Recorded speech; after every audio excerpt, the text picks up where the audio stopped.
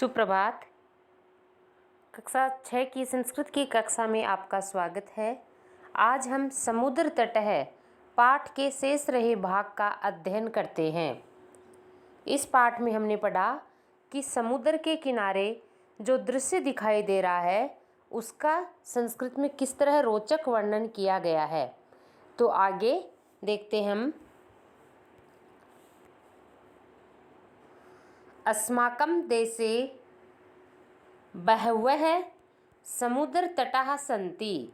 अस्माकं का अर्थ होगा हमारे, देशे देश में, बहवः बहुत सारे या अनेक, समुद्र तटाः समुद्र के तट या किनारे, सन्ति हैं हमारे देश में अनेक समुद्र तट हैं। एतेषु इनमें से मुंबई, गोवा, कोच्चि, कन्याकुमारी, विशाखापत्तनम, पुरी तटाः अतीव प्रसिद्धाः सन्ति।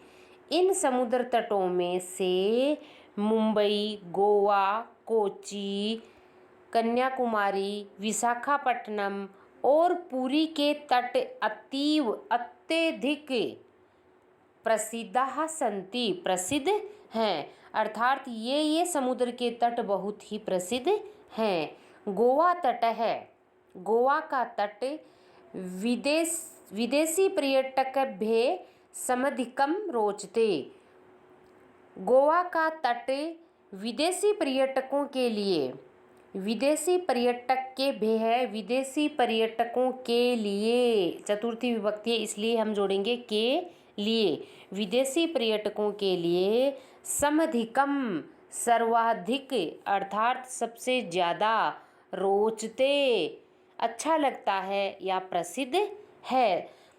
विदेशी पर्यटकों को सबसे अच्छा लगने वाला समुद्र तट है गोवा का तट। तो गोवा का तट विदेशी पर्यटकों के लिए सर्वाधिक रोचक है, अच्छा लगता है उनको। विशाखापत्तनम तट है वैदेशिक व्यापाराय प्रसिद्ध है। विशाखापट्टनम का तट विदेशी व्यापार के लिए प्रसिद्ध है।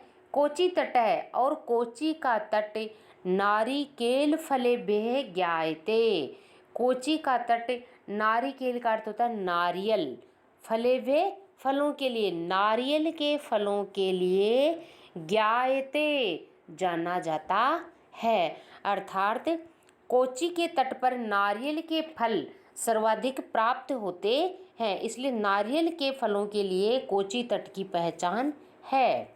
मुंबई नगरस्य जुहू तटे सर्वे जनाः स्वैरं विहरन्ति। मुंबई नगर के जुहू तट पर, जुहू तटे सप्तमी विभक्ति एकवचन है, जुहू तटे तट पर, सर्वे जनाः सभी व्यक्ति, सभी लोग, स्वैरम अपनी इच्छा अनुसार, स्वैरम का अर्थ होगा अपनी इच्छा अनुसार अर्थात बिना किसी रोक टोक के, विहरंती घूमते हैं। मुंबई का जो तट है उस पर सभी व्यक्ति बिना किसी रोक टोक के अपनी इच्छा अनुसार घूमते हैं। चेन्नई नगर से मेरीना तट है देशस्य सागर तटेषु दीर्घतमः है। चेन्नई नगर का मेरीना तट, मेरीना नामक तट देश के सागर तटेषु समुद्र के तटों में दीर्घतमः सबसे बड़ा है। अर्थात भारत देश के सभी समुद्री तटों में सबसे बड़ा तट है चेन्नई का मेरीना तट। जीके की दृष्टि से भी ये प्रश्न महत्वपूर्ण है कि देश का सबसे बड़ा समुद्री तट कौन सा है, सबसे बड़ा कौन सा है, तो चेन्नई का मेरीना तट देश के समुद्री तटों में सर्वाधिक बड़ा है। भारतस्य तीसरीषु दिशासु समुद्र तटाः सन्ति। भारत के तीसरीषु तीनों दिशासु दिशाओं में तिसृषु का अर्थ होगा तीनों दिशासु, दिशाओं में। समुद्र तटः सन्ति, समुद्र के तट हैं, अर्थात भारत तीन ओर से समुद्र से घिरा हुआ है।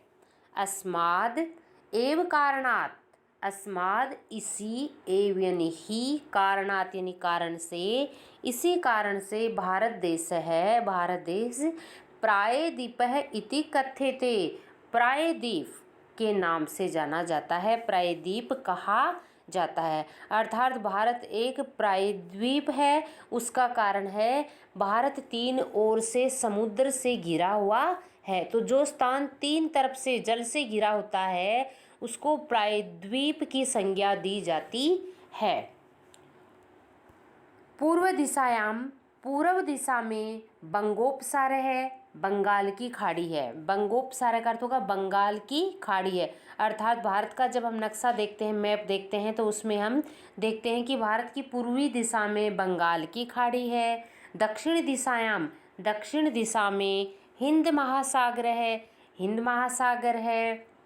और पश्चिम दिशायाम च अरब सागर अस्ति, और पश्चिम दिशा में अरब सागर है। इस तरह तीन तरफ से जल से घिरा हुआ है। एतेषां त्रयाणाम अपि सागराणाम संगमः कन्याकुमारी तटे भवति। एतेषाम, इन, त्रयाणाम, तीनों का, अपि भी, इन तीनों सागरों का, संगमः संगम, बंगाल की खाड़ी, अरब सागर और हिंद महासागर, इन तीनों का संगम कन्याकुमारी तटे भवति, कन्याकुमारी तट पर होता है। अत्र, यहाँ, अर्थात कन्याकुमारी तट पर पूर्णिमायाम चंद्रोदय है, पूर्णिमा को चंद्रोदय है, चंद्रमा के उदय का, सूर्यास्तम च, और सूर्य के अस्त होने का, युगपदेव एक साथ, युगपदेव का अर्थ होता है एक साथ, दृष्टुम देखने के लिए, शक्यते देखा जा सकता है। यहाँ पर अर्थात कन्याकुमारी के तट पर पूर्णिमा के दिन चंद्रोदय को और सूर्यास्त को एक साथ देखा जा सकता है। अर्थात एक तरफ सूर्य अस्त होता हुआ दिखाई देता है और दूसरी तरफ चंद्रमा उदय होता हुआ दिखाई देता है। धन्यवाद।